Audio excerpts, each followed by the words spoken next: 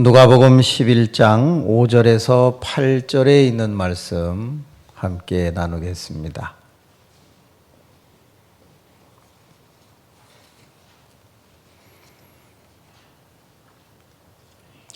한 절씩 교독하겠습니다. 누가복음 11장 5절에서 8절.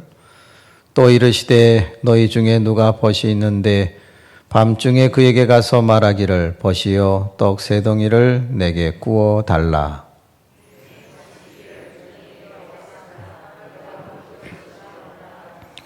그가 안에서 대답하여 이르되 나를 괴롭게 하지 말라. 문이 이미 닫혔고 아이들이 나와 함께 침실에 누웠으니 일어나 내게 줄 수가 없노라 하겠느냐.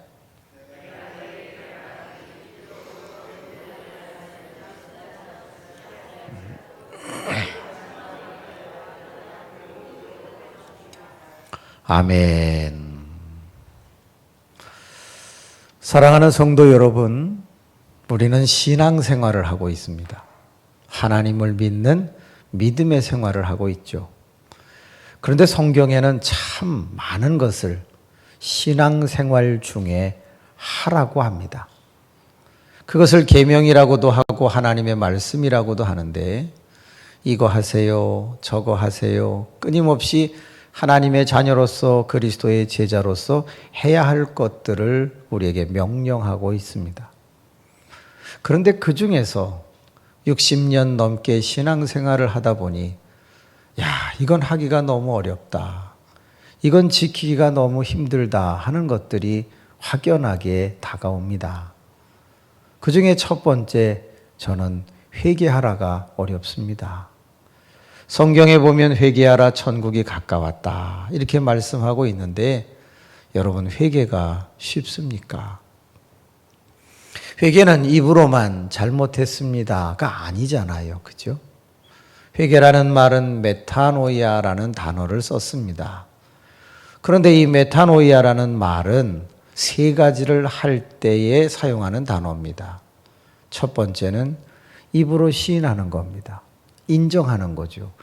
두 번째는 원 상태로 복구하는 것입니다.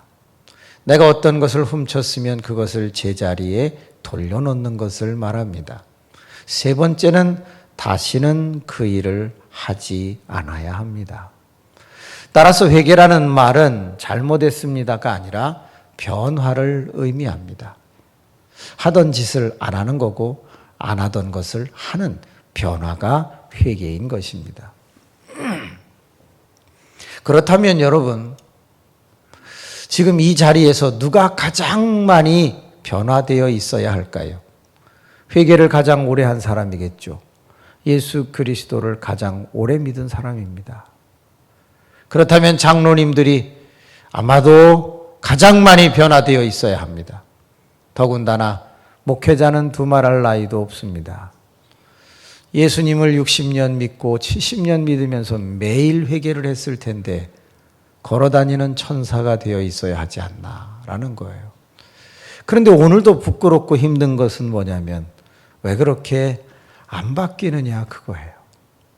왜 어제 하던 일을 또 하고 그저께 하던 일을 또 하고 입으로만 회개하면서 달라지지 않느냐는 거예요. 그래서 저는 회개가 어려워요. 두 번째, 신앙생활 하는데 어려운 게 있어요. 저는 사랑이 어려워요. 저희 어머님이 저를 많이 사랑해서 저도 사랑의 목회를 하려고 애를 써요. 그런데 성경은 누구까지 사랑하라고 하죠? 원수. 원수가 사랑이 됩니까?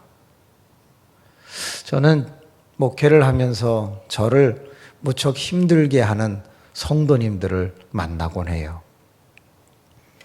그런데 무려 30년 이상 괴롭히는 성도들도 있어요. 사랑이요? 그게 그렇게 만만치 않습니다. 어느 정도로 힘들게 하느냐? 일단은 설교를 하면 바로 전화가 옵니다. 야, 목사라고도 안 합니다. 야, 너 왜 설교를 그런 식으로 하냐? 아, 왜요?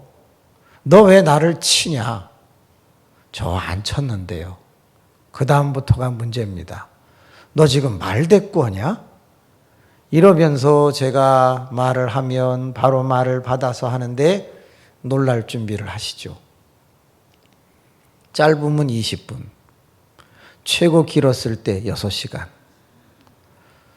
여러분, 사람 돌아버립니다, 아주. 그런데 그걸 30년을 버틴다고, 30년을. 여러분, 나는 그 교인이 운하교에 등록하기를 원합니다. 네. 제발 좀 이 교회로 왔으면 좋겠어요. 그래서 우리 목사님도 한번 경험을 해보셔야 이 사랑이 얼마나 어려운지를 알게 되는 거야. 어떤 때는 예배를 못 들어갑니다. 계속 그 말을 받아야 되기 때문에. 사랑, 여러분 만만치 않습니다. 저는 오늘도 사랑하려고 애를 쓰지만 전 솔직히 사랑이 너무 어렵습니다. 사랑하는 척 그 이상도 하지만 어렵다고요. 그런데 신앙생활 하는데 더 어려운 게 또 하나 있습니다. 전도하라. 저 전도가 어렵습니다. 저는 24살에 십자군 전도대라고 하는 특수부대에 들어갔습니다. 강철부대가 아닙니다. 거기 들어가서 아침 9시부터 오후 5시에서 6시까지 1년 365일 전도만 하는 것입니다. 그렇게 해서 2해를 전도만 했죠. 836명을 등록시켰습니다. 개인 전도를 통해서. 그리고 그때 노하우를 가지고 박사 논문을 썼습니다. 전도학 교수가 되었죠. 전도 38가지의 방법을 딸딸 외우고 있습니다. 그런데 지금도 전도 나가기가 부담스럽고 전도하려고 할 때 위축이 되는 것은 왜일까? 전도는요, 영적 전쟁이기 때문에 그런 것이죠. 저는 참 신앙생활 하는데 회개도 어렵고 사랑도 어렵고 전도도 솔직히 어렵습니다. 그런데 성경은 하라고 말하고 있어요. 뭐니 해도 제일 어려운 게 뭘까 생각을 했는데 솔직히 말하면 저는 기도가 제일 어렵습니다. 여러분, 훌륭한 사람 앞에 섰을 때 말을 어떻게 해야 합니까? 하물며 전능하신 하나님 앞에 우리가 기도를, 말을 어떻게 해야 되겠습니까? 저는 가끔 교우들이 대표 기도하는 것을 듣습니다. 근데 너무 이상한 거예요. 왜? 10년 전이나 10년 후나 사용하는 언어나 방법이 똑같은 거예요. 만약에 어떤 아이가 태어났는데 10년 동안 언어가 똑같아? 만약에 그러면 맘마 쭈쭈 하던 아이가 청년이 돼서도 엄마 맘마 쭈쭈 그러면요, 그건 발달장애거든요. 지적장애가 될 수 있는 거예요. 어떻게 10년, 20년 신앙생활 하는데 언어가 똑같을 수가 있을까? 왜 어휘력이 발전하지 않는 걸까? 하나님에 대해서 더 많이 알아가면 단어도 달라져야 되는 거 아닌가? 어른이 되면 어른이 사용할 수 있는 언어가 있는 게 아닌가? 그래서 교우들에게 제발 앞에 서서 대표 기도할 때는 신경을 좀 쓰세요. 왜? 1대1의 하나님과의 개인 기도라면 하나님이 다 새겨 들으시고 알아서 하시지만 공중 기도가 되었을 때는 듣는 사람도 아멘을 하면서 같이 합심 기도가 되는 것이니 문장을 좀 신경을 쓰세요 라고 자꾸 얘기를 했습니다. 어느 날 윤 장로님이 기도를 하셨습니다. 어머, 너무 잘하시는 거예요. 저분이 어떻게 저렇게 잘하지? 알고 보니까 베껴 갖고 온 거예요. 상관없어요. 너무 은혜스러웠어요. 그리고 교인들도 그 기도를 들으면서 아멘, 아멘 하신 거예요. 그 다음 주에 김 장로님이 기도를 하셨어요. 와, 이분은 더 잘하시는 거예요. 내용이 너무 좋은 거예요. 역시 베껴 갖고 오신 거죠. 근데 이상한 게 있는 거예요. 아무도 아멘을 안 해요.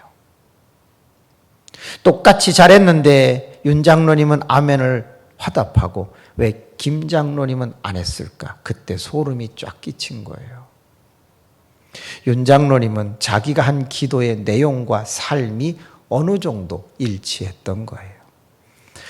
저희 교인들이 사랑하게 하소서라고 기도를 했다면 그 윤 장로님은 사랑을 실천하려고 애를 쓰셨던 거예요. 주여 우리가 11조를 드리게 하소서. 윤 장로님은 성의 있게 11조 생활을 했던 거예요. 그러니까 교인들은 들으면서 아멘을 했는데 김 장로님이 하실 때는 그분의 말은 너무 찬란하나 그분의 삶은 전혀 그렇지 않았던 거예요. 그러자 그분이 유창하게 기도를 하고 화려하게 기도를 할 때 사람들은 역겨웠던 거예요. 우리가 기도가 어려운 이유가 뭔지 아세요? 첫째는 말 때문에 어렵지만 또 하나는 삶 때문에 어려운 거예요. 내가 엉망으로 사는데 하나님 앞에 내가 마음껏 단어를 나열한다고 해서 그걸 들으실까라는 거예요. 이사야 59장 아시죠? 뭐라고 말씀하십니까? 1절, 2절, 3절로 넘어가면서 너와 나 사이에 죄악이 있어 네가 무엇을 내게 구하든지 나는 듣지 않겠다 그랬어요. 내가 하는 말이 내게 역겹다 그랬어요. 여러분, 기도가 어려운 이유는 단어를 잘 쓸 줄 몰라서도 어렵겠지만 더 어려운 건 매일같이 살아가는 삶이 따라주지 않기 때문에 그런 거예요. 기도는 몸으로도 할 수 있기 때문인 것이죠. 어느 날 고민했어요. 기도의 목적이 응답인데 어떻게 하면 내가 하는 기도가 말에도 삶에도 일치하여 하나님이 그때그때 응답하실 수 있을까? 그래서 성경에서 기도와 연관되는 모든 본문을 공부하기 시작했어요. 기도학이라고 하죠. 전 깜짝 놀랐어요. 성경에 기도하라는 말과 연관된 동사, 엎드려라, 무릎을 꿇어라, 고개를 숙여라, 소리를 높여라, 두 손을 들라, 간구하라, 도구하라, 이런 모든 기도와 연관된 단어가 몇 번 나오는지 아세요? 7,700번 정도 나옵니다. 우리 믿는 사람들에게 가장 많이 신경 써야 할 것 중에 하나가 기도인데 그게 그렇게 어려운 거예요. 그래서 기도와 연관된 본문들을 하나 둘씩 연구하다가 오늘 그 중에 하나를 소개하려고 해요. 누가복음 11장 5절에서 8절 말씀에 보면 따라합시다. 그 소용대로 주리라. 그 소용대로 주리라. 분명히 이것은 예수 그리스도께서 말씀하신 거예요. 예수 그리스도는 진리를 말씀하세요. 그분은 이렇게 말합니다. 너희가 기도하면 그 소용대로 주겠다라고 했어요. 그래서 9절부터 13절 말씀에 보면 구하라, 찾으라, 두드리라 그랬어요. 자녀가 떡을 달라 하는데 돌을 주는 부모가 없다고 그랬어요. 알을 달라고 하는데 전갈을 주는 부모가 없다고 그랬어요. 악한 부모라 할지라도 좋은 것을 줄 줄 안다. 하물며 하나님 아버지께서 너희가 구하는데 성령을 주시지 않겠느냐 이렇게 기록했어요. 그 앞부분에 기도를 잘 이해시키고 열심히 하도록 하기 위하여 비유를 하나 들었는데 그것이 바로 밤중에 벗이 찾아와서 떡을 빌렸다고 하는 비유의 이야기예요. 여러분, 비유라고 하는 것은 이해를 돕기도 하고 사실은 그 비유 안에는 엄청난 방법이 숨겨져 있다는 거예요. 그래서 이 비유 속에서 5가지의 기도 방법을 찾아내게 되었는데 오늘 이 새벽에 그 단어들을 한번 생각해 볼게요. 5절을 다 같이 읽고 볼펜을 준비해 보시면 좋겠습니다. 5절 읽겠습니다. 시작. 또 이르시되 너희 중에 누가 벗이 있는데 밤중에 그에게 가서 말하기를 벗이여 떡 3덩이를 내게 구워달라. 첫 번째 단어 한 글자 벗, 동그라미 또는 밑줄. 두 번째 2글자 밤중, 동그라미 또는 밑줄.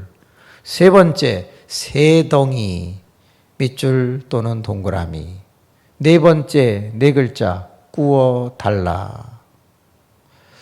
그리고 5번째 8절 맨 끝에 있는 간청함. 그 간청함을 거기에 밑줄을 한번 그어봅시다. 여러분, 저는 이 이야기를, 이 비유를 이해하는 어느 날 소름이 쫙 끼쳤어요. 야, 예수 그리스도께서 어떻게 이렇게 기도 방법을 신비롭게 말씀해 주셨을까? 제가 제스처를 통해서 이 비유를 설명해 볼게요. 미드나이트, 한밤중이에요. 그런데 내가 자려고 하고 있는데 먼 데서 벗이 찾아왔어요. 그래서 나는 먹일 것이 없어서 내가 다른 벗에게 찾아갔는데 그 벗은 아이들과 함께 잠들려고 하고 있다는 거예요. 자, 그러면 여기서 나는 어떤 벗에게 찾아가야 그 벗이 내가 꾸고자 하는 떡을 주겠습니까? 내가 어떤 벗에게 가야 떡을 빌릴 수 있고 꿀 수가 있겠습니까? 그 밤중에 말입니다. 거기서 벗이라는 단어가 저에게 준 것은 가까움이었습니다. 만약에 우리가 하나님과 가깝지 않다면 우리가 하나님 앞에 무엇을 달라고 할 때 하나님이 과연 주실 수 있겠는가라는 거예요. 여러분, 가깝지 않은데 어떻게 하나님이 우리의 기도를 들어주실 수가 있겠는가라는 거예요. 어느 날 갑자기 내가 모세를 나의 벗으로 삼았다, 아브라함을 나의 벗으로 삼았다라는 말씀을 읽을 때 그때 너무 큰 감동을 받은 거예요. 여러분, 친해야, 가까워야 그 어떤 요구도 들어주실 수 있다고 주님은 비유하고 있는 거예요. 하나님하고 가까우시기를 주님의 이름으로 축복합니다. 한번 여쭤볼게요. 이건 매우 중요한 시간이고요. 여러분보다 제일 먼저 이 자리에 오신 분이 계세요. 누구시죠? 하나님이십니다. 하나님은 제일 먼저 이 자리에 오셔서 여러분을 기다리고 계셨거든요. 그분은 졸지도 주무시지도 아니하시잖아요. 간밤에 꼬박 내가 이곳에 나타나 주기만을 바라셨던 그분. 그분하고 진짜 여기 와 계시니까 나 가깝다 하는 분 한번 손 들어보세요. 나 하나님하고 진짜 가깝다. 이렇게 드는 분은 어디 아파요? 치료가 일어나기를 축원합니다. 나 하나님하고 가깝다. 많다. 그럼 손을 내려보시고 반대로 해보겠습니다. 난 하나님하고 관계가 좀 더럽다. 할렐루야. 야, 여러분 관계가 좋으시네요. 그래서 제가 오늘 기가 막힌 아이디어가 떠올랐어요. 저희 교회에는 한 교수님이 계세요. 그런데 선천적 적성 검사를 하시는 분이세요. 사람이 태어날 때 지문을 가지고 태어나는데 10가락 손가락이 다 지문이 달라요. 근데 이 지문을 가지고 이 사람이 어떻게 인생을 살아가야 가장 하나님의 뜻에 합당할까? 그것을 연구하신 분이 계세요. 세계적인 학자이시죠. 저희 교회, 저희 교역자 모두 검사를 하고, 그리고 그것을 통해서 지금 바로 살고 있는가 살지 못하고 있는가 어떻게 자기를 개발해야 되는가를 전부 연구한 거죠. 제가 제 자신을 보고 깜짝 놀랐어요. 약 88%가 비슷해요. 아니, 저는 60년 이상을 살았는데 어떻게 이럴 수가 있지? 하나님의 은혜 가운데 저는 하나님이 창조하신 대로 그렇게 잘 살아가도록 인도해 주신 거예요. 자기 개발에 성공한 거죠. 고생을 했어도 하나님의 은혜였던 거예요. 제가 아팠어도 하나님의 인도하심이었어요. 결국 하나님이 정하신 대로 저의 길은 잘 밟아와서 이 자리에 있는 것이죠. 저는 원래 자폐증 환자였어요. 말을 못했죠. 그러나 하나님의 은혜 가운데 지금 그런 대로 말을 해요. 이것은 분명 하나님의 역사셨던 거예요. 사랑하는 교우 여러분, 그래서 오늘 이런 준비를 했어요. 오늘 낮 집회가 끝나고 나면 어린아이들이 어제 저녁에 많이 오는 걸 보고 야, 이 어린아이들에게 도움을 주어야 되겠다. 그래서 제가 교수님에게 여쭤봤어요. 혹시 해주실 수 있겠느냐? 가능하다. 그래서 목사님에게 여쭤봤더니 목사님도 허락을 해주셨어요. 어린아이들이 어떤 방향으로 어떻게 양육을 해야 그 아이가 자기 개발을 최대한으로 할 수 있는가를 과학적으로 접근하는 거예요. 그래서 한 30명 정도가 저녁에 보였던 것 같은데 그 인원을 좀 해줄 수 있겠느냐. 비용이 어마어마하게 들어요. 그런데 운하교에 오늘 부흥에 오는 아이들은 무료예요. 절대 많이 데리고 오지 마세요. 서로 피곤하니까. 그래서 부탁하는데 절대 20명 이상 데리고 오지 마라. 물론 어른도 다 할 수 있어요. 근데 어른은 못 해드려요. 시간 관계상. 뭘 얘기하는 거죠? 그거를 통해서 저 사람과 내가 가까워질 수 있는 길이 다 보이는 거예요. 심지어는 이 지문에 범죄형이 나타나고 있는 거예요. 그래서 이따 어린아이를 다 조사했는데 대도가 보인다. 그러면 지금부터 그 아이를 양육을 잘해야 되겠죠. 너무 신기하지 않나요? MBTI보다 정확도가 4배가 큰 게 이 지문 적성 검사, 선천적 지문 적성 검사인 거예요. 저도 처음에는 손금인 줄 알았어요. 그게 아닌 거예요. 이거 너무 신비로운 거예요. 여러분, 발에도 지문이 있다는 거 아세요? 그럼 20개를 다 검사하면 어떻게 될까요? 자, 저는 이곳에 왔습니다. 그리고 여러분에게 어떻게 도움을 드릴까 그 생각밖에 없고, 설교 하나를 해도, 눈빛 하나를 해도, 기도 한마디를 해도, 헌금 하나를 읽어도 그 짧은 3박 4일 안에 여러분 안에 하나님의 임재를 경험하게 하고 싶은 것 외에 다른 게 없어요. 아무쪼록 한 시간 한 시간 갈 때마다 하나님과 가까워지시기를 주님의 이름으로 축복합니다.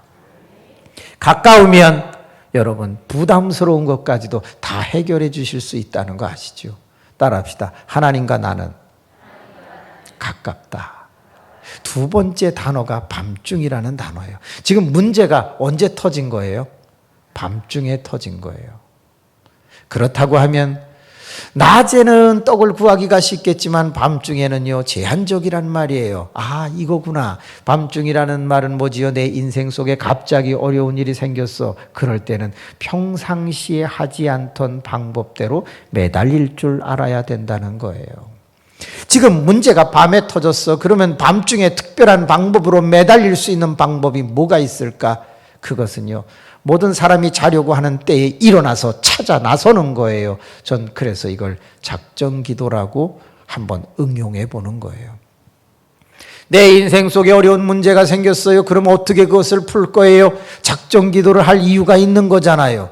여러분, 작정기도에서 제일 중요한 게 뭐예요? 기간. 두 번째 중요한 게 뭐예요? 장소. 세 번째 중요한 게 뭐예요? 금식. 네 번째 중요한 게 뭐예요? 예물. 다섯 번째 중요한 게 뭐예요? 함께하는 중복, 동역자. 그리고 여섯 번째 중요한 게 뭐죠? 인내. 이루어질 때까지 매달리는 거예요. 저의 삶 속에 많은 시간이 작정기도로 점철되었어요. 어렵고 힘들 때마다 하나님 앞에 작정하여 매달리는 거예요. 여러분, 기도원 가보신 분 한번 손 들어보세요. 기도원. 아, 많이 가셨군요. 제가 목회를 하고 있을 때 38살쯤 됐을 때예요. 교인이 많이 모였죠. 근데 그 중에 한 안수 집사님이 너무 저를 힘들게 하는 거예요. 어느 정도로 힘들게 하냐면, 설교를 하고 나면 설교 때 막 뭘 적어요. 그리고 제가 나갈 때는 인사를 이렇게 하잖아요. 교인들하고. 그러면 그 쪽지를 이렇게 줘요. 받아보면 설교 똑바로 하라고 하는 걸 이렇게 쭉 적어 갖고 와요. 논리가 틀렸다. 예화가 비약됐다. 뭐 이거는 지난번에 했던 설교를 또 했다. 막 이래가지고 그거를 계속 써서 줘요. 그런 교인 좋아요? 나빠요? 그런 교인이 많아야 돼요? 적어야 돼요? 대답을 안 하는 걸로 보아 그 교인도 일로 등록하기를 소원합니다. 아우, 힘들죠. 엄청 부담스러워요. 그분은 회의할 때마다 소리를 막 질러요. 좀 특이하신 분이에요. 그래서 제가 목회를 옮겨야 될까, 다시 개척을 해야 될까, 그런 마음이 좀 아픈 상처가 생겼어요. 다 좋아. 재정적으로도 좋아, 교회 모이는 인원으로도 좋아, 모든 게 다 좋은데 그 한 사람이 너무 힘든 거예요. 그래서 작정기도 하자. 금식을 해야지. 그래서 20일을 작정을 하고 오살리 금식 기도원회를 올라갑니다. 야, 사람이요. 딱 작정하고 올라가니까 하루를 금식을 했는데 와, 이겨낼 만 하더라고요. 이틀이 지났어요. 이겨낼 만 하더라고요. 3일이 딱 지나니까요. 이 고통이라는 무게와 배고픔의 무게가 똑같아져요. 4일이 딱 지나니까 어떤 생각이 드냐면 괴로움을 당해도 좋은데 밥이나 먹었으면 좋겠다. 이렇게 사람이 바뀌더라고요. 5일이 지나니까 놀라운 삶의 변화가 일어났어요. 화낼 힘도 없고 짜증낼 힘도 없다. 그놈이 나를 죽이든 살리든 밥이나 먹었으면 좋겠다. 이런 생각이 되는 거예요. 여러분, 진짜 인생에 혈기가 차고 오를 때 굶으세요. 딱 3일만 굶으면 화 안 나요. 화낼 힘이 없더라고요. 10일쯤 되니까요. 따라합시다. 성자가 된다. 그때는요. 애가 제 옷에다가 오줌을 싸고 가도 계속 살아. 이런 정도로 사람이 너그러워져요. 10일 딱 되고 나니까 길바닥에 떨어져 있는 밥풀떼기만 봐도 은혜가 되는 거예요. 그때 주님, 저 그만 내려가도 되겠죠? 주님이 대답을 안 하시더라고요. 그래서 그냥 20일을 못하고 10일 금식하고 내려오는데 9.5kg가 빠진 거예요. 그리고 딱 내려오니까 사람이 바싹 마르지 않았겠어요? 어머, 교인들이 너무 은혜를 받아. 왜요? 경건해 보인대. 그러니까요, 참 목사는 힘들어요. 목사는 굶어야 교인들이 좋아하네. 나 참. 바싹 말라가지고 내려와서 그 교우들 앞에 설교를 하는데 힘이 없잖아요. 여러분, 하는데 어머나, 그렇게 방방 뛰면서 설교할 때는 울지도 않던 교인들이 힘없이 설교를 하는데 눈물을 막 흘려. 그렇구나. 여러분, 진짜 교인들이 원하는 것은 뭐지요? 말 잘하는 게 아니라는 걸 아는 거예요. 그것은 뭐냐? 미운 사람도 사랑할 줄 알 만큼 변화된 목사를 원하는 거예요. 모든 것이 가능하나 모든 것이 다 유익한 것은 아니요라고 말했던 바울의 말처럼 다 목사가 할 수 있음에도 불구하고 그것을 다 누리지 않으면서 절제하고 통제하고 경건하게 금식하며 살아가는 그 모습을 너무 좋아하는 거예요. 그래서 그때부터 1년에 4차례씩 금식하는 습관을 갖게 됐어요. 왜? 나는 먹고 싶은데 교인은 굶기를 원하니까 할 수 없잖아요. 작정 기도가 가끔은 문제를 해결하고 말씀이 말씀되게 하고 교회를 교회되게 하고 부흥을 만들고 아름다운 역사를 이룬다는 사실을 알게 된 거예요. 그렇기 때문에 문제가 있는 사람만 작정 기도하는 것이 아니라 우리 교회가 잘 되기를 원하면 작정 기도하실 수 있는 거잖아요. 뿐만이 아니라 평안할 때는 더 작정 기도하여 하나님의 역사를 만들어낼 수도 있는 거잖아요. 그러기에 밤중 특별한 방법으로 기도에 도전하라. 바라기는 부흥성회가 수요일 날 끝나고 나면 목요일부터이든지 아니면 특별히 3월 2일부터는 사순절이 시작되죠. 저희 교회는 이미 40일 작정 기도를 선포했어요. 이번 40일 동안에 코로나 없는 세상, 예수님 있는 나라를 만들어 봅시다. 그리고 이 교회가 2배, 3배 부흥하는 아름다운 회복과 부흥의 역사가 있기를 주님의 이름으로 축복합니다. 세 번째 단어를 통해서 마무리를 해보려고 해요. 새덩이라는 단어죠. 전 이게 너무 이상한 거예요. 왜 예수님이 비유를 들 때 꼭 새덩이를 꼭 집었을까라고 하는 거예요. 여기에는 놀라운 비밀이 있는 거예요. 여러분, 오병이어 기적 아시죠? 5,000명을 먹었답니다. 5,000명이. 근데 그 오병이어에서 5개의 떡을 가지고 있었던 사람은 누구죠? 요한복음 6장을 읽어보게 되면 어린아이라고 되어 있어요. 어린아이가 몇 개를 가지고 있었다고요? 5개. 그러면 여러분 마태복음 15장에 나오는 칠병이어가 있어요. 보리떡 7개를 가지고 4,000명을 먹인 이야기가 있는데 그때 보리떡 7개는 누가 가지고 있었죠? 성경에 안 나와요. 근데 5개는 어린아이면 7개는 누가 갖고 있었겠어요? 이건 더 많으니까 아마도 뚱뚱한 어린아이거나 아니면 어른이 갖고 있었겠죠. 많이 먹는 어린아이나 아니면 어른이 가지고 있었을 거예요. 그런데 성경에서 다른 표현이 없으면 일반적으로 해석하라라는 원리가 있어요. 어린아이라는 표현이 있죠. 근데 어린아이라는 표현이 없으면 그건 일반적으로 해석하면 어른이 되는 거예요.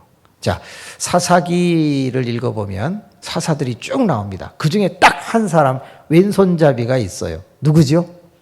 에훗. 근데 다른 사람은 왼손잡이란 말이 없어요. 그럼 다 뭐예요? 일반적으로 해석하면 오른손잡이라는 걸 말하는 거예요. 자, 그렇다면 이상하잖아요. 뭐가? 어린아이가 5개, 어른이 7개? 그럼 먼 데서 찾아온 친구는 애요, 어른이에요? 어른이지. 왜? 내가 이 버색에 갔을 때 아이와 같이 잠들려고 했다고 그랬잖아요. 그럼 어른, 나도 어른, 먼 데서 온 사람도 어른. 어른이면 몇 개를 최소한 먹여야 돼요? 7개. 근데 꾸러 간 건 몇 개예요? 3개야. 비유지만 전 이게 이상한 거예요. 5개를 꾸러 간 것도 아니야. 3개를 꾸러 갔어. 아니, 최소한 7개는 먹여야 되는데 어떻게 이런 일이 있을 수 있을까 하고 이 3개를 추적해 들어가기 시작을 했어요. 퀴즈 하나 낼게요. 맞추시면 이마에 뽀뽀를 해드리도록 하겠습니다. 먼 데서 온 이 벗은 친구는 몇 개의 떡을 먹었을까요? 3개? 5개? 7개? 여러분은 몇 개라고 생각을 하시나요? 6개 맞습니다. 6개입니다. 왜 6개일까요? 당시의 풍습이 2가지가 있었는데 모든 집은 자기 전에 3개의 떡을 남겨놓게 되어 있었어요. 너희 조상은 나그네라. 나그네가 지나가다가 너희 집 문을 두드렸을 때 물과 떡을 주라. 그때의 개수가 3개예요.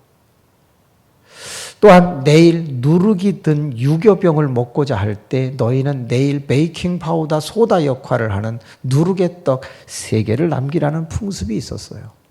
그러니까 모든 집들이 특별한 일이 없는 한은 3개의 떡을 다 준비하고 있는 거예요. 그럼 보세요.